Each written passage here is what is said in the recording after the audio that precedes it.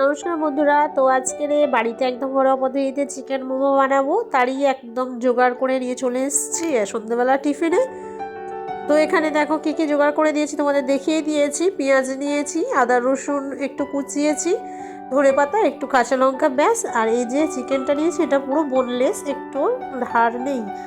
তো আমি বোনলেস চিকেনটা ভালো করে ধুয়ে নিয়েছি, নিয়ে এবার এই উপকরণ যেগুলো আছে সেগুলো একটু ভালো করে আমি মাখিয়ে নেব। তো পেঁয়াজ কুচিটা দিয়েছি,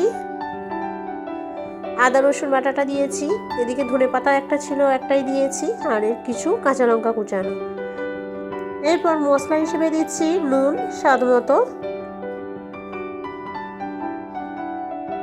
এরপরে দিয়ে দেব একটু জিরে, গোলমরিচের গুঁড়ো। চিকেনটা আমার 150 গ্রাম ছিল, তাই আমি এইভাবে পরিমাণ নিচ্ছি। তোমরা যদি একটু বেশি করতে চাও তো মশলার পরিমাণটাও একটু বাড়িয়ে দিও। তো এরপর আমি একটু সাদা তেল দিয়ে দিচ্ছি।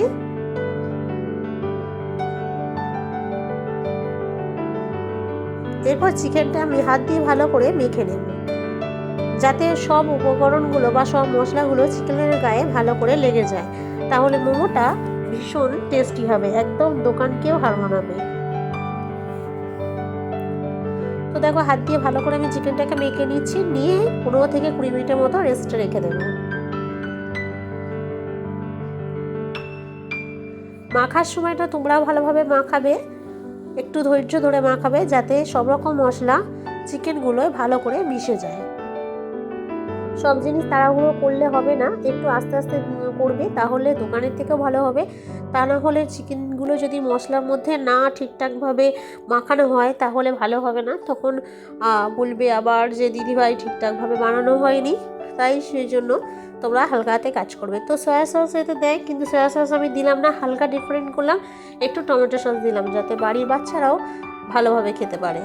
দিয়ে ভালো করে আবারও মাখিয়ে নিচ্ছি, আমি এটা 20 মিনিট থেকে আধ ঘন্টা রেস্টে রেখে দেবো। তো এটা আমি ঢাকনা দিয়ে দিলাম। এরপর আমি ময়দাটা মেখে নেব। এটা আটা ব্যবহার করব না, ময়দাই করব। তো নুন নিয়ে নিয়েছি, বেশ কিছুটা ময়দা নিচ্ছি। এরপর ময়াম করার জন্য কিছুটা সাদা তেল নিয়ে নিচ্ছি। প্রথমে নুন দিয়েছিলাম, সাদা তেল দিয়ে ভালো করে একটু শুকনো শুকনো অবস্থায় মেখে এরপর অল্প অল্প জল দিয়ে মেখে নেব। ময়দাটা হালকা একটু নরম করে মাখতে হবে, খুব বেশি শক্ত করে মাখলে ভালো হবে না।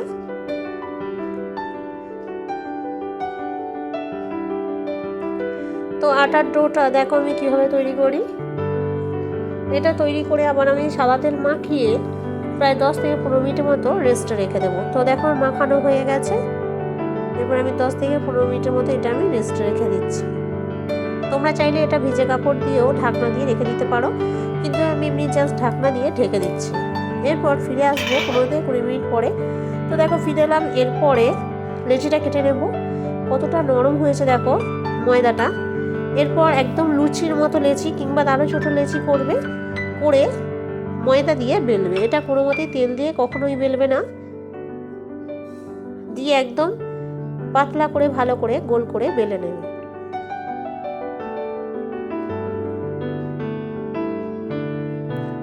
যেদিন সন্ধ্যেবেলায় চিকেন মোমোটা বানিয়েছিলাম, সত্যি বাড়ির সবার ভীষণ ভালো লেগেছিল খেতে, আমার নিজেরই খুব ভালো লেগেছিল, যে সবাই ভালো বলেছিল খেতে। তো এইভাবে পাতলা করে বানিয়ে নিয়েছি, এইভাবে সব কটা আমি বানিয়ে নেবো আস্তে আস্তে। তো আমি আধ ঘন্টা পরে এটা খুললাম। এরপর আমি মোমোগুলোকে আস্তে আস্তে তৈরি করব। তো দেখো বেলা হয়ে গেছে, এর মধ্যে একটা মিসিং হয়েছে, সেটা হচ্ছে যে আমাদের লোডশেডিং হয়ে গেছে। তাই আমি এটা টর্চের আলো জ্বেলেই বানাতে শুরু করলাম। তো একটা লেচি নিলাম, নিয়ে কিছুটা মাংসের মাখানোটা সেটা অল্প কিছু দিয়ে একটা বাটিতে জল নিয়ে নিয়েছিলাম, নিয়ে একটা আঙুল দিয়ে ময়দার লেচিটার চারিদিকটা একটু জল দিয়ে ভালো করে মাখিয়ে নিচ্ছি, কারণ আমাকে মোমো শেপ দিতে হবে, তো তাই। তো মাখানো হয়ে গেছে, হাতেতে হবে না, সেই জন্য থালায় রেখে একটা মোমোর ডিজাইন বানিয়ে নেব।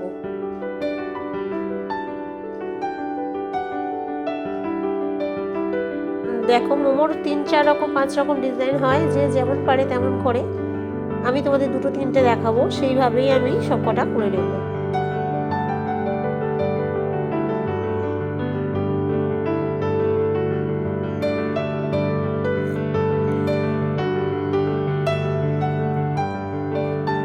দেখো এই একটা ডিজাইন করলাম, দেখো কত সুন্দর দেখতে হয়েছে, একদম দোকানের মোমোর থেকেও আরো সুন্দর, খেতে আরো সুন্দর লাগবে। তো লোডশেডিং হলে তোমাদের অতটা ভালোভাবে দেখাতে পারলাম না, তোমরা একটু প্লিজ মানিয়ে নিও।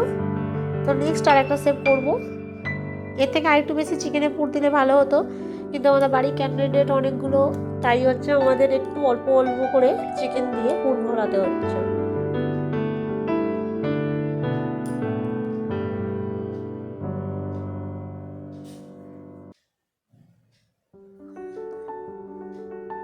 এরপর আমি একটা স্টাইলে করে নিলাম, ঘরোয়া পদ্ধতিতে সাধারণত এইভাবেই লোক করে চালিয়ে দেয়। এরপর আরেকটা পদ্ধতি করলাম, দেখো চেয়ারের মতো। এইভাবে আমি সবকটা মোমো বানিয়ে নিয়েছি। এরপর আমি সেদ্ধটা তাড়াতাড়ি বসিয়ে দেব। তো একটা ডেকচিতে আমি জল নিয়েছি, কলের জল। আর এই যে দেখো ফুটো থালা, মানে ঝাঁঝরা থালা যাকে বলে, এই থালাটায় আমি একটু সাদা তেল মাখিয়ে নেবো, ব্রাশ করে নেব। আমি এটা হাত দিয়েই করে নিচ্ছি, চারিদিকে লাগিয়ে নেব। এরপর আমি আস্তে আস্তে মোমোগুলোকে সাজিয়ে দেব।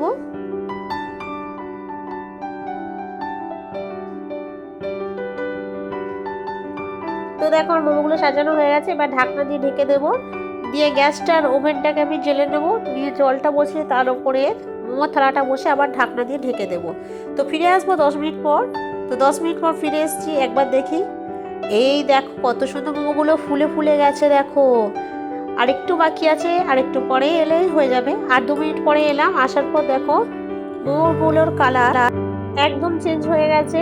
বুঝতেই পারছো তোমরা যে মোমোটা পুরো আমার কমপ্লিট হয়ে গেছে, পুরো রেডি। তো হালকাভাবে আমি চামচের একটু পিছনটা দিয়ে দেখে নিই যে উঠবে কিনা ভালোভাবে। তো হালকাভাবে আমি দেখে নিচ্ছি উঠবে কিনা। তো এই দেখো পারফেক্ট ভাবে একদম ভালোভাবে উঠে যাচ্ছে, কোনো প্রবলেম নেই, মানে পারফেক্ট ভাবে হয়ে গেছে। এবার আস্তে আস্তে আমি তুলে নেব।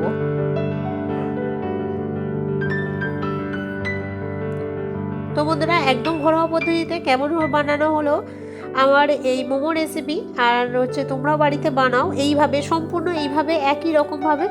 আশা করি তোমাদের আমি কথা দিতে পারি যে বাড়ির কেউই তোমাদের খারাপ বলবে না এই খাবারটাকে।